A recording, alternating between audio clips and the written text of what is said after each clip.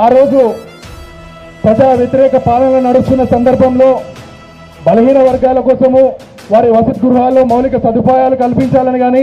Fee reimbursement కోసం కానీ, విద్యార్థుల కాస్మెటిక్ ఛార్జీలు పెంచాలని కానీ, మెస్ ఛార్జీలు పెంచాలి కానీ, బిల్లులు రిలీజ్ చేయాలని చెప్పి అనేక ఆందోళనలు ముందుండి నడిపించే అవకాశం నాకు కలిగింది అని చెప్పి ఈ సందర్భంగా మీ అందరికీ తెలియజేస్తున్నాం.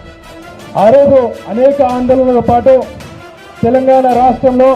కాంగ్రెస్ పాలన వస్తే, ఇందిరమ్మ రాజ్యం వస్తే, కాంగ్రెస్ పార్టీ అధికారంలోకి వస్తే ఖచ్చితంగా బీసీ కులగణన చేపడతామని చెప్పి, బీసీ రిజర్వేషన్లు తీసుకొస్తామని చెప్పి ఆ రోజు ముందుండి పోరాడడం జరిగింది. ఆ రోజు పోరాటం చేస్తున్న సమయంలో ఈ రాష్ట్రంలో ఉన్నటువంటి బీఆర్ఎస్ నాయకులు కానీ, బీఆర్ఎస్ పాలకులు కానీ అనేక అవమానాలు, అనేక ఆరోపణలు, అనేక అవహేళనలకు గురి చేసినప్పటికీ కూడా కాంగ్రెస్ పార్టీ కార్యకర్తగా, కాంగ్రెస్ పార్టీ సిద్ధాంతాలు మోస్తున్న ఒక నాయకుడిగా మొక్కవని ధైర్యంతో, మొండి పట్టుదలతో ఆ పోరాటం ముందుకే కొనసాగించాం. కానీ ఒక్క అడుగు కూడా వెనక్కి వేయలేదు. ఉద్యమ స్ఫూర్తితోటి ముందుకు నడిచిన విషయాన్ని మీ అందరికీ గుర్తు చేస్తున్న ఈ సందర్భంగా మిత్రులారా,